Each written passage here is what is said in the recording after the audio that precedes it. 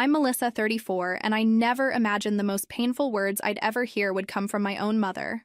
"Your son isn't our grandson," she said, looking down at my newborn baby in the hospital. My son was only 6 hours old when my family rejected him. I didn't scream. I didn't break down. I looked at my little Jake in my arms and made a decision that would change everything. After 12 years of paying for my entire family's health insurance, $18,180 every single year, I simply picked up my phone, called my lawyer, and said, "I need to start the process to change my son's last name and remove some people from my health plan." 1 week later, they found out what it meant to lose someone who had always been there for them. Where are you watching from today?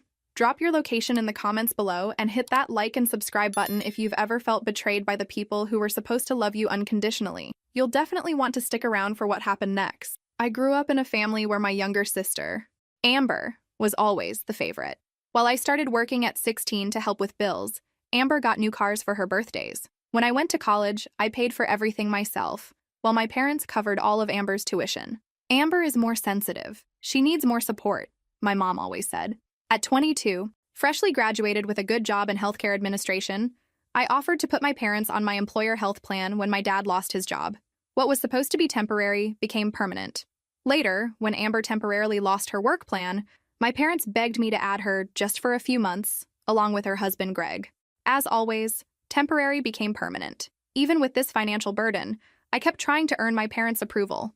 I naively bought a house just 15 minutes from theirs, believing physical proximity could compensate for emotional distance. I visited them 3 times a week, brought dinner when they were sick. Amber rarely showed up, but was always the perfect daughter in the stories my mom told her friends. What I haven't mentioned yet is that my family was extremely traditional, to use a soft term. I grew up hearing prejudiced comments about people of other ethnicities, especially against Black people. I tried questioning these views sometimes when I was younger, but was always silenced with, "That's how we were raised," or "You'll understand when you're older." When I was 31, I met David. Smart, kind, hardworking, and he loved me in a way I'd never experienced before. David, a dedicated software engineer, is also Black, something I knew would be an issue for my family. When I introduced him to my parents 6 months after we started dating, the reaction was exactly what I feared. Polite to his face, but as soon as we left, my mother asked, "Couldn't you find someone more like you?" David, always diplomatic, endured their veiled comments and uncomfortable glances with a dignity that only made me admire him more. When my dad once asked if he grew up in a rough neighborhood, David calmly explained how his parents were university professors and how he grew up in a quiet suburb, leaving my father speechless. Despite their disapproval, David and I fell deeper in love. After a year and a half together, we got engaged, shortly before I turned 33. There was no engagement party my parents said they were saving for Amber's wedding, though she wasn't even engaged at the time. The truth they wouldn't openly say was that they didn't want to celebrate our union. We decided not to wait for the big wedding I'd always dreamed of, and knew my family would never support. 3 months after getting engaged, we married in an intimate ceremony at a botanical garden, just close friends and David's family. My parents and Amber declined the invitation with vague excuses. When I got pregnant a few months after the wedding, still at 33, I thought maybe this would change things. I was wrong. I organized a special dinner to share the pregnancy news. I bought expensive grandpa and grandma gifts. The reaction? An uncomfortable silence followed by, "Are you sure it's a good idea to bring a child like that into the world?" I knew exactly what they meant. Still, I kept trying. I invited them to every ultrasound appointment. They never showed up. I asked for opinions on baby names. I got evasive answers. In one last desperate attempt to win their approval, I used my annual $5,000 bonus to renovate their guest bedroom and transform it into a space for their grandchild. "This way you can spend quality time with the baby," I explained, pretending not to notice the uncomfortable look between them. All this while, I continued paying for the premium health plan that covered all my dad's expensive diabetes medications and my mom's frequent dermatology appointments.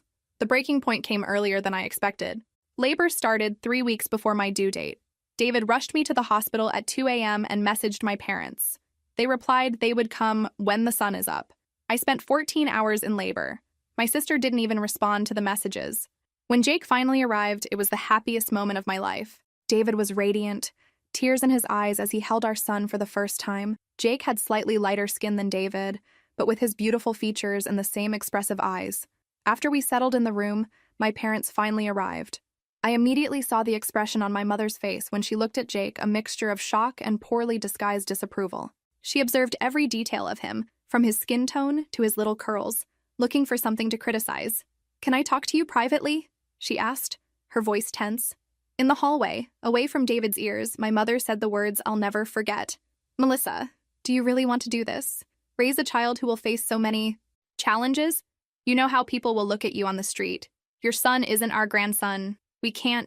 We won't accept this in our family." I didn't respond immediately. My hands trembled, but I held myself together. I simply walked back to the room, a strange calm washing over me. David looked at me questioningly. I just shook my head slightly. I couldn't speak yet.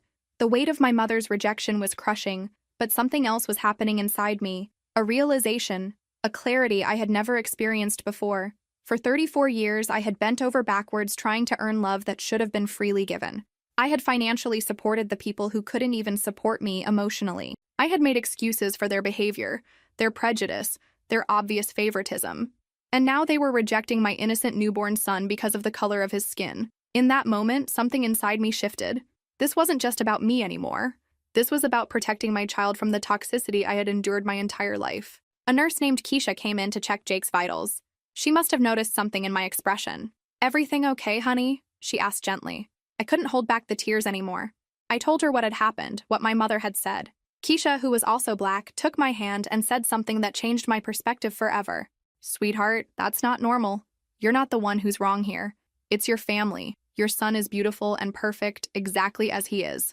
That night, alone with Jake while David went home to get some things, I looked down at my perfect son and made a promise to him and to myself. The cycle of toxicity would end with me. I took out my phone and began to make a list, trying even harder. In the days that followed, my parents didn't return to the hospital. My sister sent a message saying, "Mom is very upset about how you reacted to her comments, and that I should try to understand they're from a different generation." Meanwhile, work friends, neighbors, and even distant colleagues sent gifts, meals, and messages of support. Many came in person to meet Jake, admiring how beautiful and perfect he was. David's parents flew in from Texas the following week to meet their grandson, bringing not just gifts but unconditional love, a painful contrast to my own family. The difference between these reactions and my family's was striking. At night, while feeding Jake, I started mentally calculating how much I had given my family over the years. The health plan alone added up to more than $220,000 in 12 years.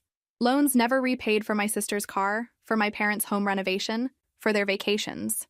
Easily another $80,000. Not counting the time, the emotional energy, the countless times I put their needs above mine. And what did I get in return? Rejection of my husband because of his skin color.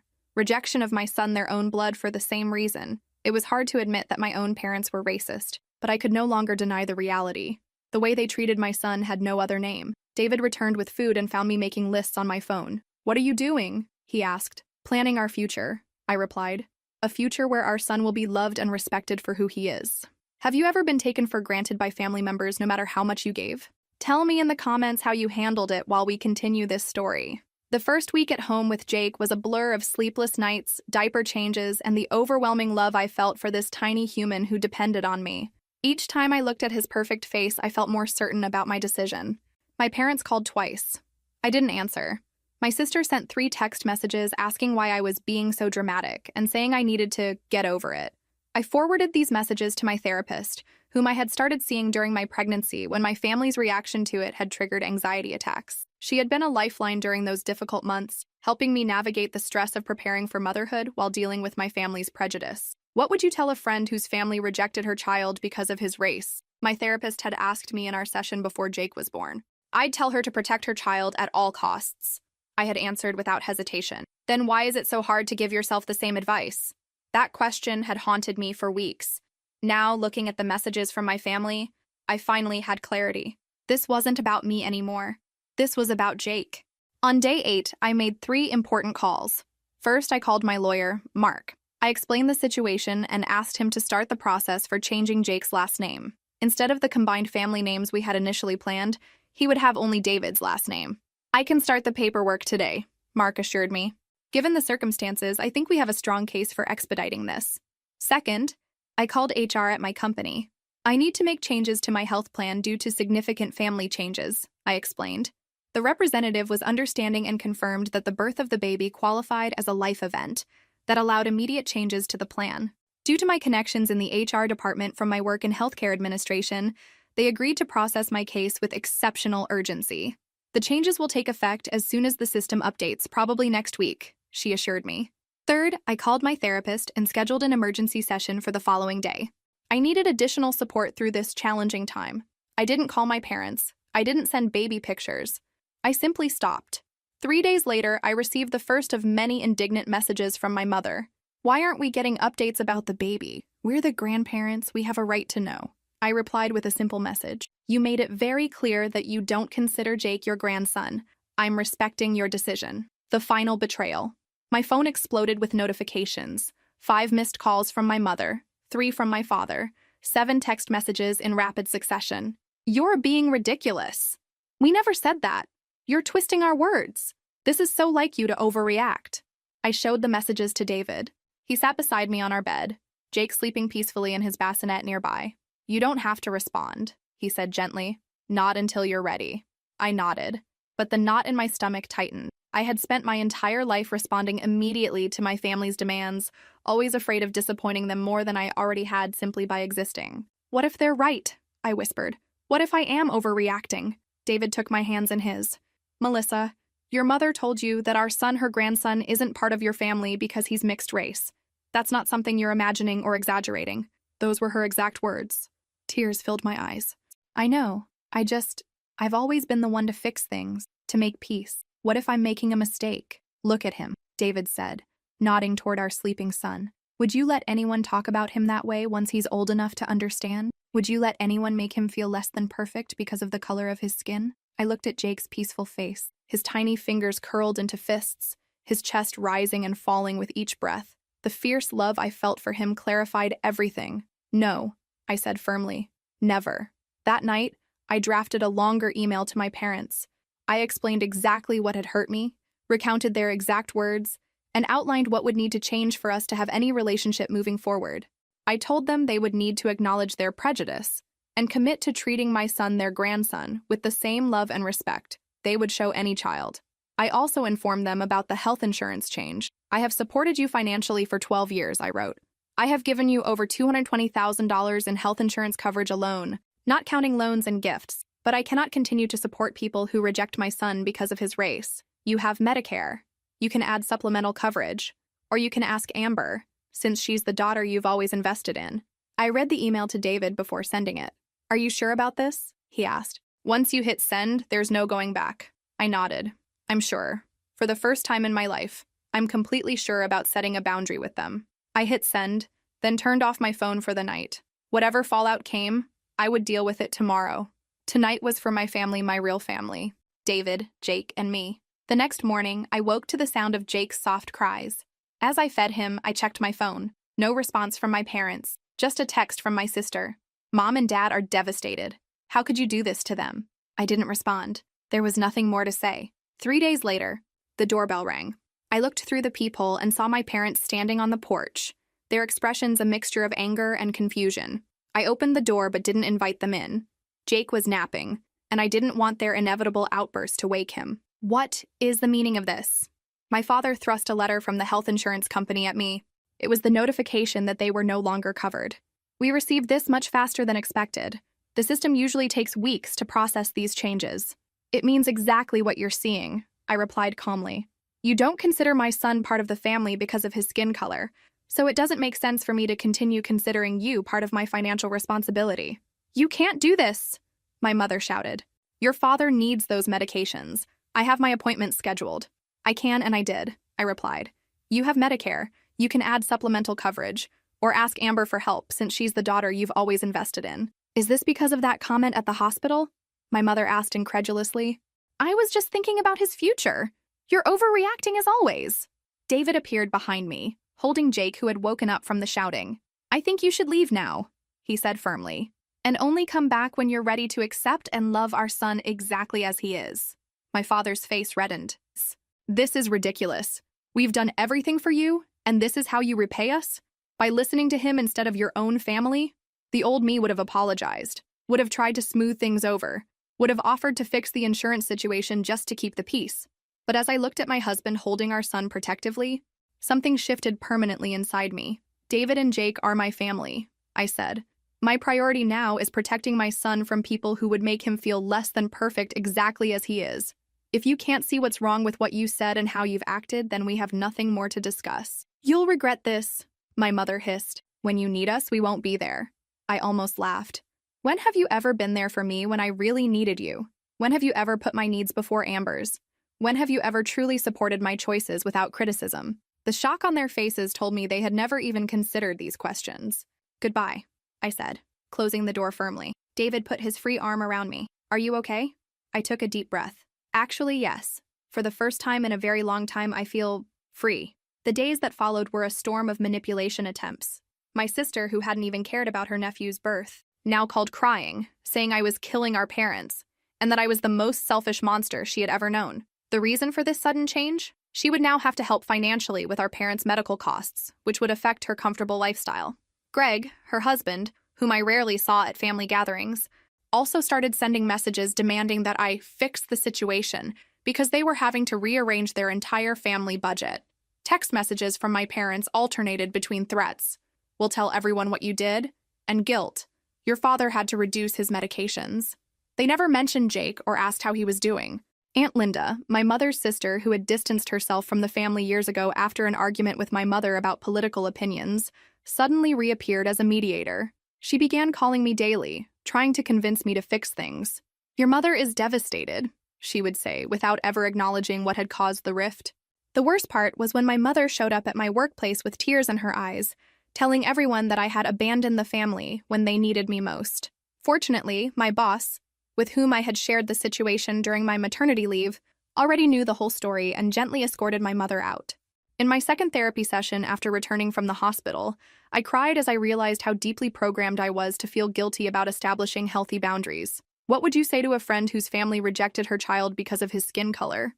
My therapist asked. I'd say she's doing the right thing, I replied through tears. That she deserves respect, and that her child deserves grandparents who love him unconditionally. Then why is it so hard to say that to yourself? I didn't have an answer, but I knew I needed to find one for Jake's sake as much as my own. Processing the pain that night, I couldn't sleep. Jake was finally sleeping through most of the night, but I lay awake, replaying my entire relationship with my parents in my mind. The time I got straight A's in high school, but they focused on Amber's B in art class because she was trying so hard. The time I graduated college with honors, but they left the ceremony early because Amber felt sick. The time I got my first promotion, and they couldn't attend the celebration dinner because they had already promised to help Amber shop for furniture. Always Amber.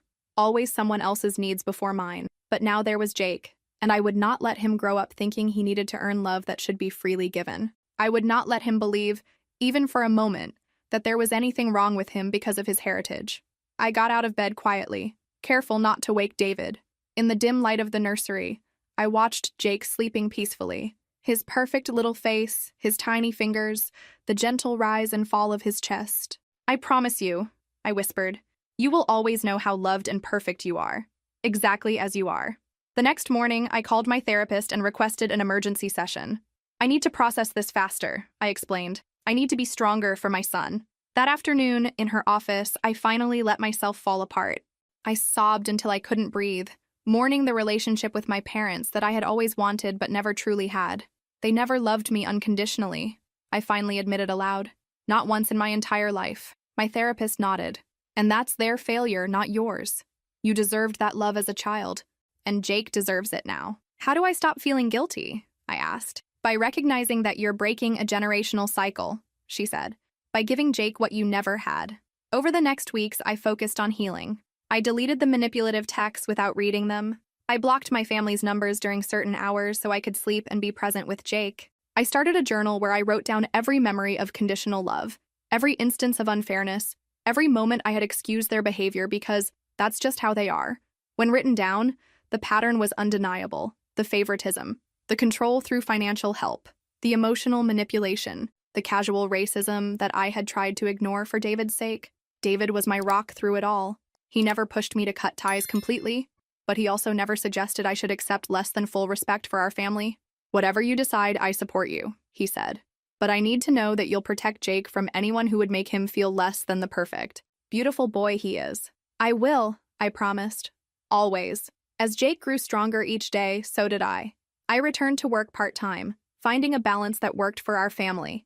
David's parents visited again, showing me what supportive, loving grandparents looked like. The contrast was stark and healing. 1 month after the confrontation at our door, I received an email from my father. The subject line read, "Health insurance situation." I braced myself before opening it, expecting more guilt and manipulation. Instead, I found something surprising. "Melissa, your mother and I have been discussing the situation. While we still feel your reaction was extreme, we've managed to secure supplemental insurance through Medicare. Amber and Greg have also agreed to help with some costs. We would like to see our grandson when you're ready. No apology. No acknowledgement of their hurtful words. Just practical information and a request that centered their desires, rather than Jake's well-being." I showed the email to my therapist at our next session. "What do you think?" I asked. "What do you think?" she countered. I thought for a moment. I think they're starting to realize there are consequences to their actions, but they still don't understand what they did wrong. She nodded. "And what does that mean for your relationship with them?" "It means we're not ready for them to be in Jake's life yet," I said firmly. "Not until they can truly accept him and us exactly as we are." For the first time, choosing my child's well-being over my parents' expectations felt completely right. The paperwork for Jake's name change was moving slowly through the system. My lawyer, Mark, assured me that it would be finalized eventually, but bureaucracy took time. In the meantime, I continued building our new life, one free from the constant need to please people who could never be pleased. David received a promotion at work, which came with a significant salary increase. We started discussing the possibility of moving to a more diverse neighborhood, where Jake would grow up seeing families that looked like ours. "I don't want him to be the only biracial child in his school," I explained to David. "I agree," he said. "I grew up as one of only 3 black kids in my school. It was isolating." We started looking at houses in a neighboring town known for its diversity and excellent schools. The commute would be longer for both of us, but it felt like the right choice for Jake's future.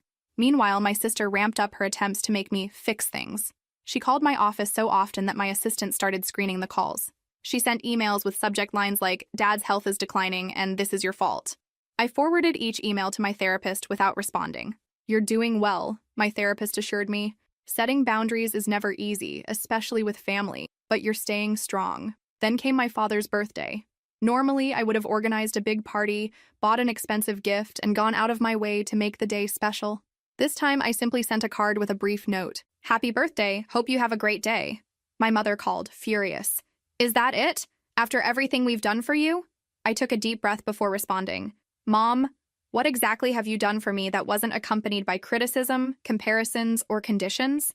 And now you've rejected my son because of his skin color. How do you think he would feel growing up around people who think that way about him?" The silence on the other end of the line was deafening. When you're ready to have a relationship based on mutual respect, and when you accept my son unconditionally as part of the family, we can talk about rebuilding our relationship. Until then, I'm taking care of my family. David, Jake, and me. "You'll regret this," she said, before hanging up. But for the first time, I didn't feel guilty. I felt at peace. What about you? Have you ever had to set difficult boundaries with family? How did it go for you? Share your experience while we reach the climax of this story. The next day, I received a call from an unknown number. Against my better judgment, I answered. "Melissa, this is Uncle Robert, my father's brother, whom I hadn't spoken to in years. He lived in another state and rarely engaged with the family." "Uncle Robert? Is everything okay? Your father called me very upset. He told me you've cut them off and taken away their health insurance. He said you're being cruel and unreasonable." I sighed. "Did he tell you why?" "He said it was because they expressed concern about your mixed-race baby. But surely that's not the whole story." I explained exactly what had happened, my mother's exact words. Their rejection of Jake. The years of financial support I'd provided while receiving emotional scraps in return. "I see," he said when I finished. "That changes things." "They've been telling everyone I abandoned them," I said. "But they're the ones who rejected my son." "Your father didn't mention that part," Uncle Robert admitted. "Look, Melissa, I don't agree with their views. Your son is your son, period. I'd love to meet him someday." That conversation was the first hint that my parents' version of events wasn't being universally accepted by the extended family. It gave me strength to stay the course. 3 months after Jake's birth, the name change was finally approved. He would carry David's last name, breaking the connection to my family's legacy of conditional love and prejudice. We celebrated with a small gathering of friends who had supported us through everything. As I watched David proudly showing pictures of Jake to our friends, I realized something important. We had created our own family, one built on unconditional love, respect, and acceptance. Jake would grow up surrounded by people who saw him for exactly who he was and loved every part of him. That night, I wrote a final email to my parents. I informed them of Jake's official name change and explained that our door remained open, but only if they were willing to acknowledge their prejudice and commit to treating Jake with the love and respect he deserved. "He is your grandson," I wrote. "The only question is whether you want to be his grandparents." I didn't expect a response and I didn't receive one, but sending that message felt like closing a chapter. I had done everything I could. The next move was theirs. A week later, my doorbell rang on Saturday morning. David was out for a run, and I was feeding Jake in the living room. Through the window, I saw my parents' car in the driveway. My heart pounded as I went to the door, Jake still in my arms. "Can we come in?" my mother asked. She was holding a gift bag. I hesitated, then nodded. "You can come in, but if you say anything hurtful about Jake, you'll need to leave immediately." They sat awkwardly on the edge of the sofa. My mother kept glancing at Jake, her expression unreadable.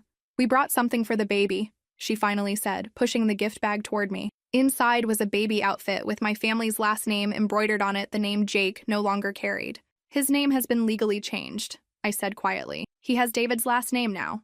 My father's face reddened. "That's ridiculous. He's a part of our family, too." "Is he?" I asked. "Because the last time we spoke, Mom made it very clear that you don't consider him your grandson." I was upset, my mother said defensively. "I didn't mean it like that." "How else could you possibly mean, your son isn't our grandson?" I asked. She looked away. "You're making this so difficult, Melissa. We're trying here." "What exactly are you trying to do?" Because showing up with a gift that deliberately ignores the choices we've made for our son doesn't feel like respect. It feels like another attempt to control the situation. "We want to be part of his life," my father said. "We're his grandparents." "Being grandparents is a privilege, not a right," I replied, "and it comes with the responsibility to love and accept him exactly as he is not, despite who he is." My mother's eyes narrowed. "What do you want from us, Melissa? An apology? Fine. I'm sorry if what I said hurt your feelings." "If," I repeated. "And it's not about my feelings. It's about Jake. It's about the fact that you rejected him because he's biracial. It's about the fact that you've never fully accepted David because he's black." "That's not fair," my father protested. "We've always been polite to David." "Polite?" I laughed without humor. "Is that what you think a loving family is? Polite?"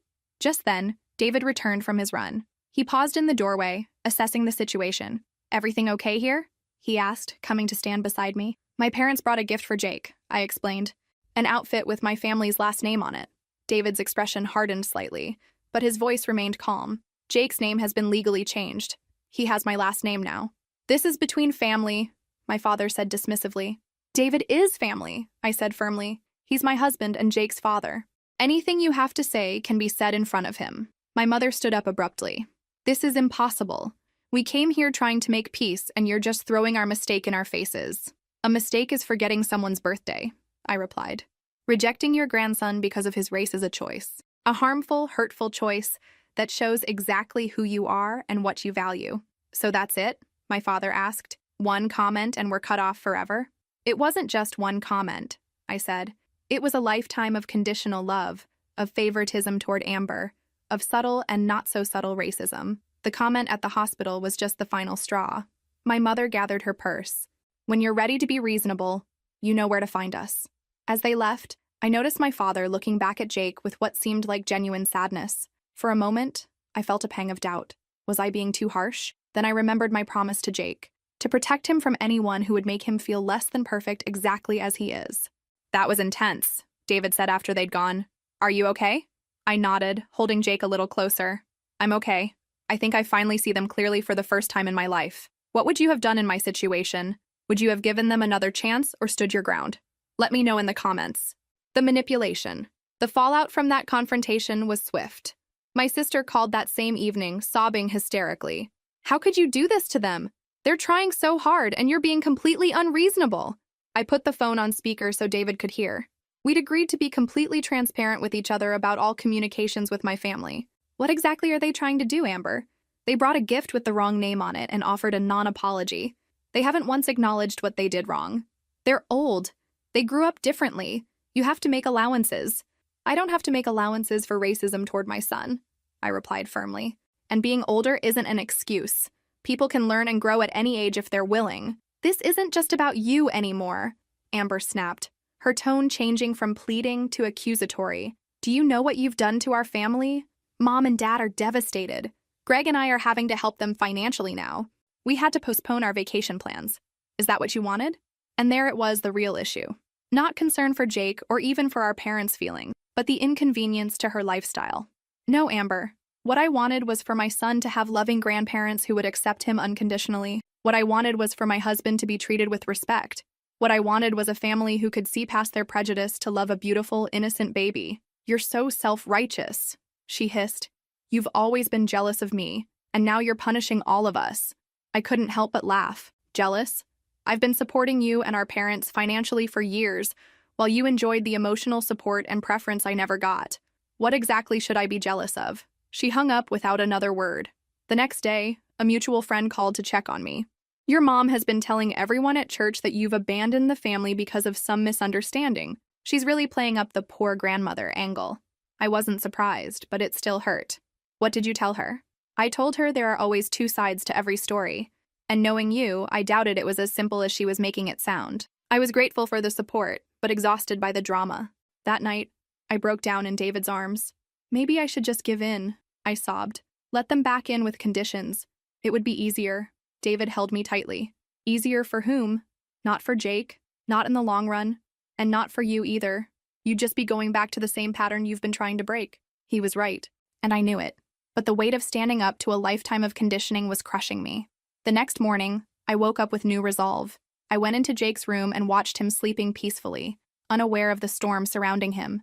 In that moment, I knew I would walk through fire to protect him, even if the fire was set by my own family. Over the next few weeks, the manipulation tactics escalated.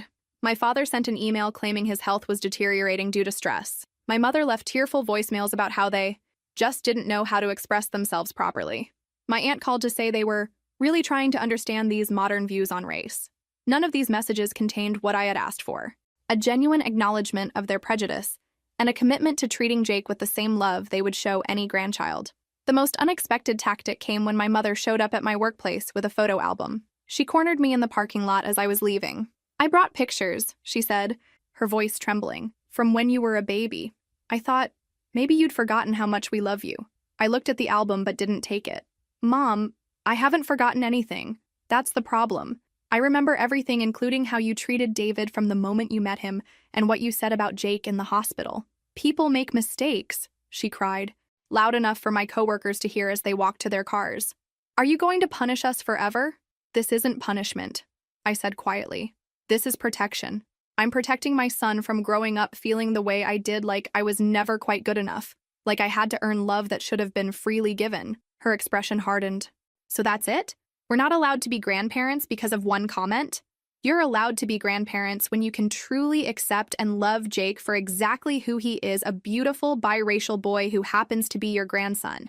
When you can respect David as my husband and Jake's father. When you can acknowledge the hurt you've caused and commit to doing better. She shook her head. You're asking too much. I'm asking for the bare minimum, I replied. And the fact that you think it's too much tells me everything I need to know. As she walked away, photo album clutched to her chest. I felt a strange mixture of sadness and relief. The mother I had always wanted, the one who would love me and my family unconditionally, didn't exist. And acknowledging that truth, painful as it was the first step toward healing. 6 months passed.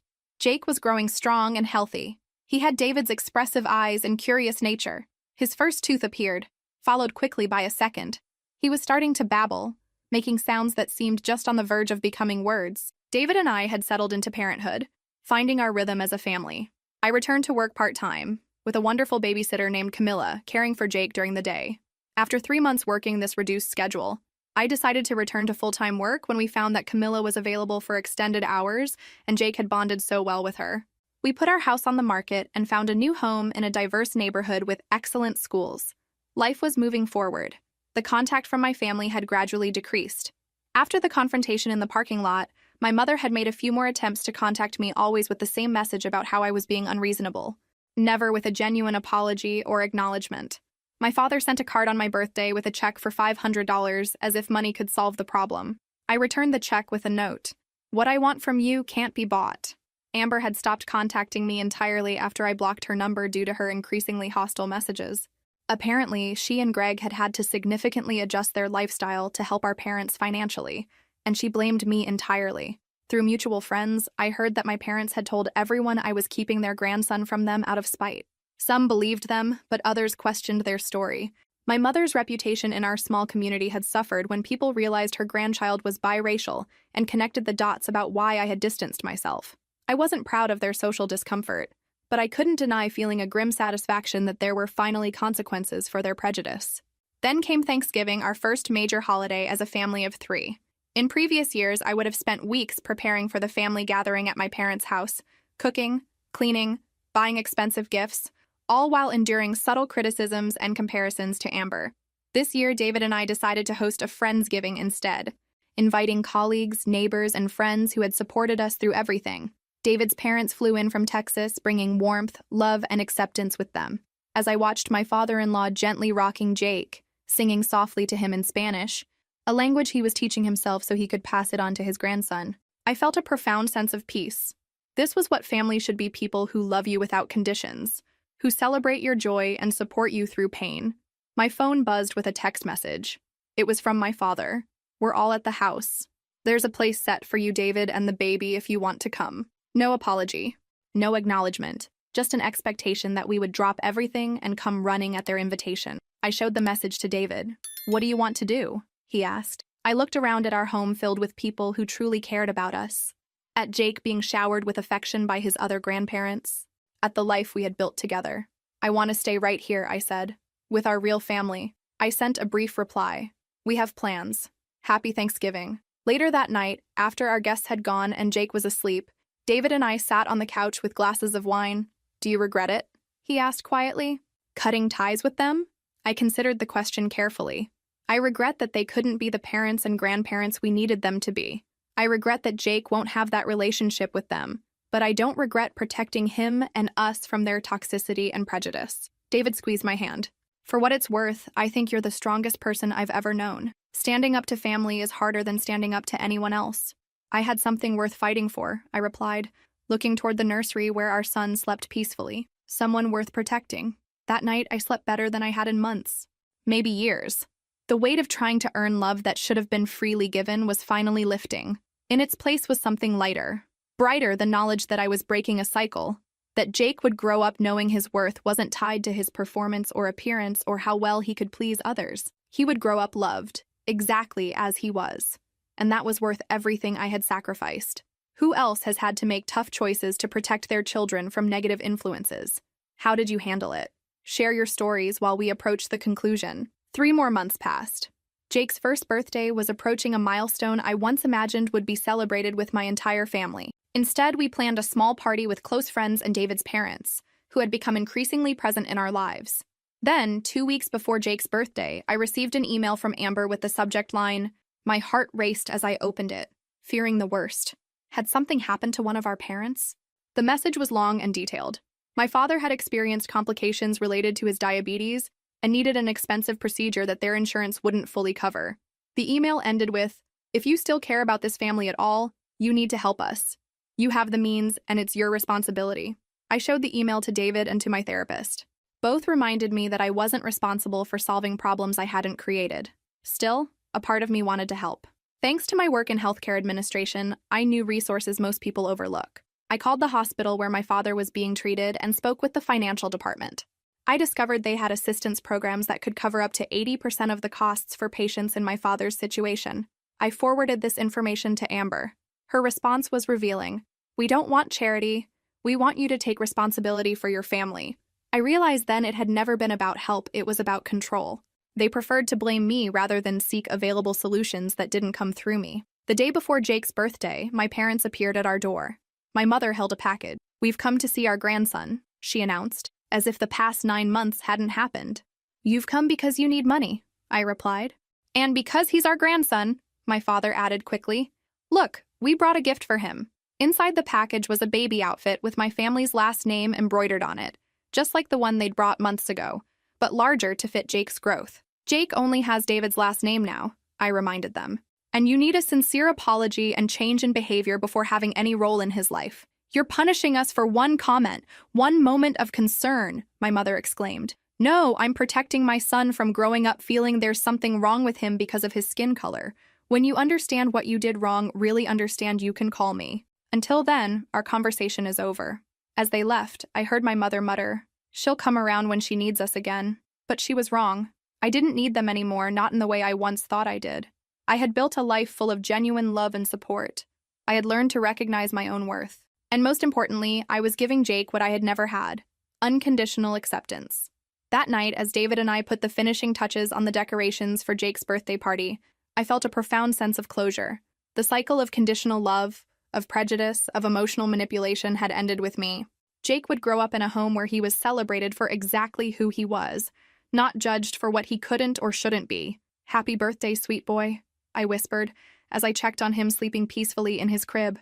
"You are loved beyond measure, exactly as you are."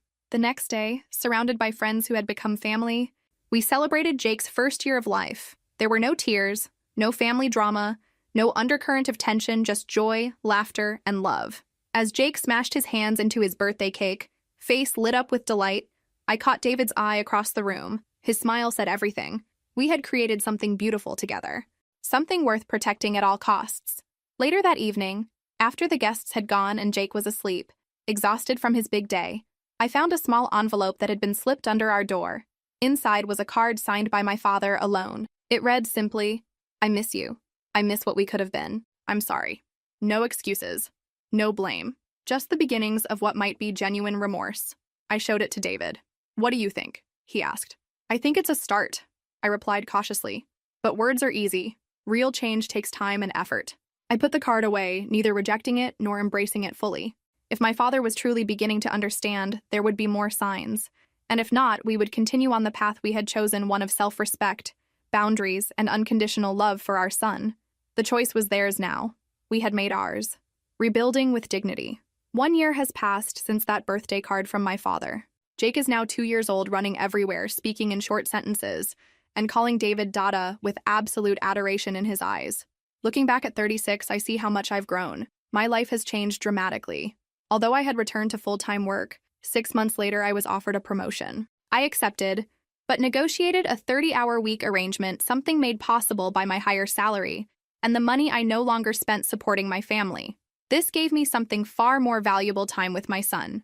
We also sold our house and moved to a diverse neighborhood, where Jake will have friends from all backgrounds. What about the nursery I renovated in my parents' home? When I asked about retrieving some items I had purchased, my mother informed me they had already converted the space back into a regular guest room. The $5,000 I invested there gone, a reminder of how desperately I once tried to buy their approval. Through Uncle Robert, who maintained contact with both sides of the family and some mutual friends, I discovered that my parents eventually resolved their financial situation. My sister, surprisingly, took a second job as a receptionist in the evenings, something I never imagined she would do, but necessity forced her to change. Greg had to postpone buying the new car he wanted so badly. This caused tension in their marriage. Aunt Linda also helped financially, which brought the two sisters closer again. Uncle Robert has maintained contact, sending birthday and Christmas gifts for Jake and occasionally calling to check in. He's become an unexpected ally in the extended family, showing that principles can sometimes be stronger than blood ties. Aunt Linda and I developed our own relationship over time. After initially trying to mediate, she eventually recognized my parents' prejudice and became an occasional supportive presence in Jake's life, proving that some people really can change when they want to. 2 months ago, I received a letter from my mother. It wasn't a complete apology, but it was a beginning. "Perhaps we were unfair to you and your family over the years," she wrote, "and I said terrible things when Jake was born. I don't expect you to forgive us, but I would like you to consider giving us a chance to know our grandson." I learned through mutual friends that my parents faced not just financial difficulties, but also social condemnation when their attitude toward their own grandson became known in the community. I responded by proposing a meeting on neutral ground, a park near our home. I established clear rules: no comments about Jake's appearance, no trying to buy their way back into our lives, no unrealistic expectations. Our first meeting was uncomfortable, but civil. My mother cried when she saw how Jake had grown. My father was visibly nervous, but made a genuine effort to interact with Jake. I limited the visit to 30 minutes.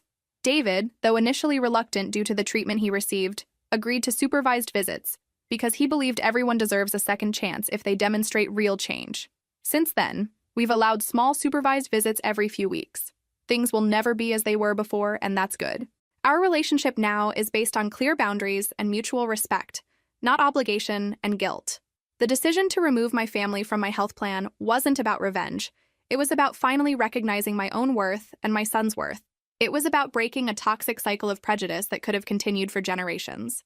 Today, I watch my son playing with his father in the backyard of our new home, and I know I made the right choice. He will grow up knowing he deserves respect, that his value isn't determined by his skin color, and that true love doesn't come with conditions. And me?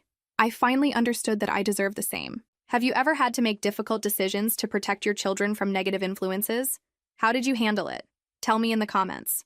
For all of you in toxic family relationships, remember, sometimes the greatest act of self-love is setting boundaries. Sometimes the family that matters is the one you create, not the one you were born into. Thank you for joining me on this journey.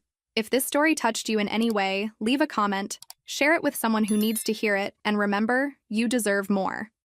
I'm Alexandra, 34. Yesterday, I walked into my mother's office after 3 years of building my own